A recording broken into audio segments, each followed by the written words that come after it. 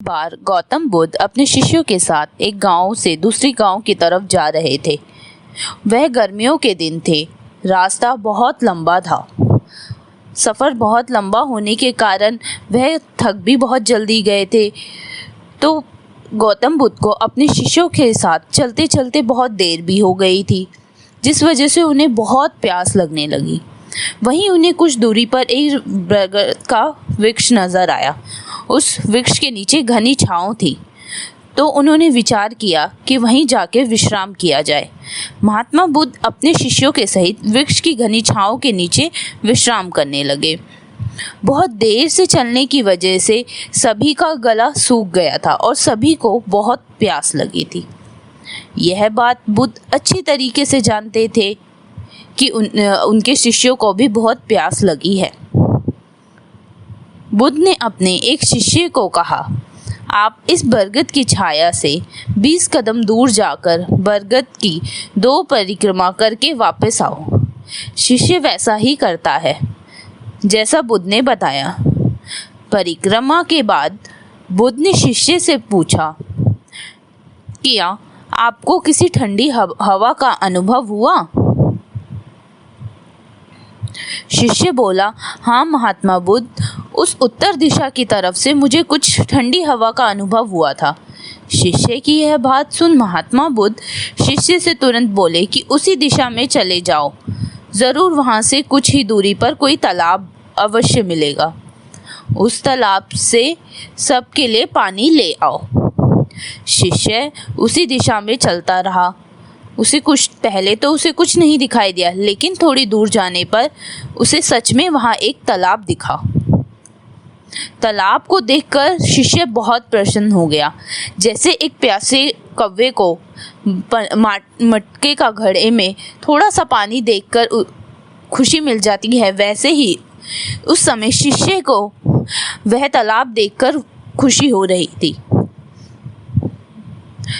लेकिन जब वह तालाब के निकट जाकर देखा तो उसने देखा कि तालाब का पानी बहुत गंदा है। उसने देखा तालाब में कुछ दूरी पर लोग कपड़े धो रहे हैं। ऐसा देख शिष्य मन में सोचता है कि यह पानी तो बहुत गंदा है। लेकिन जब शिष्य ध्यान से तालाब के पानी को देखता है तो उसे दिखता है कि जहाँ वो खड़ा है उधर का पानी अभी साफ है। लेकिन थोड़ी ही देर में 2 बैलगाड़ी आकर तालाब के किनारे से जा रही थी। उनके पैरों की धूल से वह तालाब का पानी और गंदा हो जाता है। बैलगाड़ी के पहिए तालाब की मिट्टी के ऊपर इतनी जोर से निकलते हैं कि तालाब के नीचे बैठी हुई सारी मिट्टी तालाब के ऊपर आ जाती है, जिस वजह से अब बचा हुआ पानी भी पूरा गंदा हो जाता है। यह देख शिष्य को बहुत दुख होता है और उसे गुस्सा भी बहुत आता है। इसीलिए वह बिना पानी लिए वापस चला जाता है।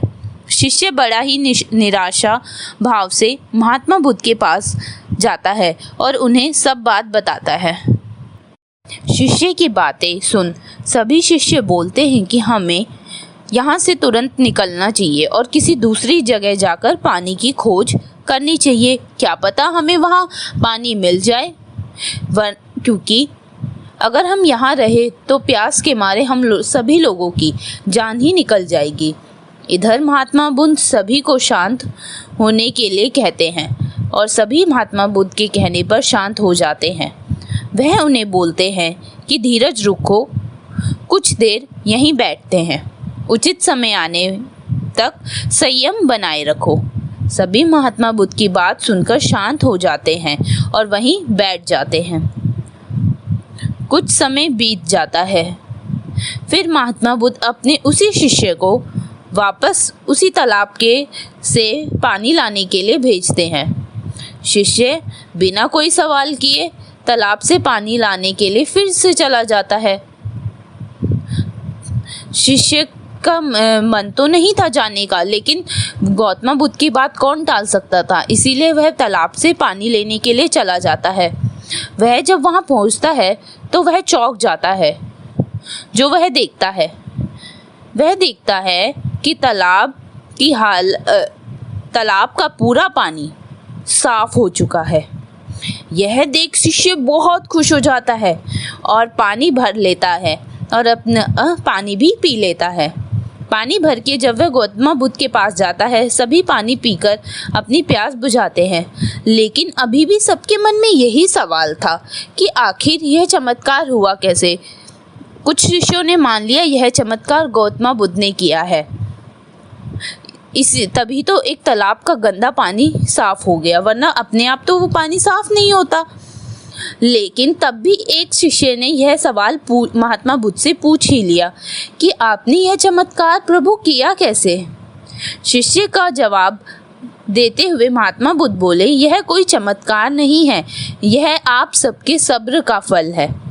यह फल है आपके सब्र बनाए रखने का, उचित समय का इंतज़ार करने का। जितनी देर से हम सब लोग सब्र किया, उतनी देर तक तालाब के पानी के ऊपर तैर रही सभी गंदगी तत्व, मिट्टी तालाब के पानी में नीचे बैठ गए।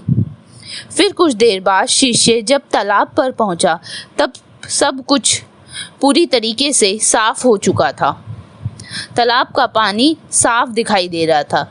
यदि उस समय आप लोग बिना सब्र किए, बिना धैर्य रखे, इतनी गर्मी में पानी की खोज में प्यासे रहकर कहीं और चले जाते तो शायद आप मृत्यु को प्राप्त हो जाते, क्योंकि यहाँ से अगला कोई तालाब है या नहीं, होगा भी या नहीं होगा, यह हम में से किसी को मालूम नहीं है।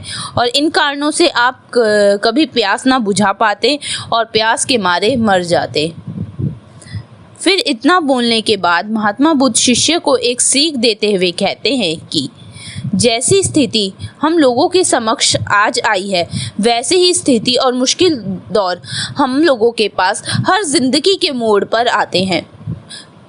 फर्क इतना है कि हम उस समस्या को ऐसे में संयम बनाए रखते हैं या अपने विवेक से काम लेते हैं या उचित फैसला लेकर सही नतीजे पर पहुंचना चाहते हैं। हर मुश्किल दौर में हमें हमेशा सब्र बनाए रखना चाहिए।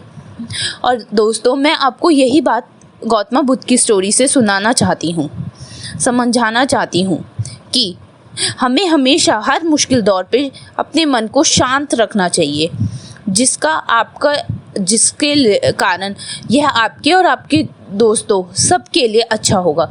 क्योंकि ऐसी स्थितियाँ हमेशा हमारे साथ होती हैं कि कई बार हम गुस्से में आकर अपना सब्र खो देते हैं और जल्दबाजी में कोई फ़ैसला ले लेते हैं और हमें हमेशा उसका नुकसान भुगतना पड़ता है, जिसका हमेशा बुरा परिणाम हमें भविष्य में मिलता है, जिससे हमें खुद को ही नुकसान पहुंचता है। कुछ परिस्थितियां जीवन में ऐसी भी होती हैं जहां हमें सब्र बनाए रखते हुए उचित समय का इंतज़ार करना होता है, लेकिन लोग अक्सर यहीं पर अपना सब्र खो देते हैं और उचित समय आने का इंतज़ार नहीं करते, जिस वजह से उनको आगे चलकर दुख और मुश्किलों का सामना करना पड़ता है। हमारे द्वारा लिया गया आज का फैसला हमारे आने वाले कल की खुशी पर निर्भर है और खुशी और दुख को निश्चित करता है। I hope you like my story. Please like, share and subscribe my channel.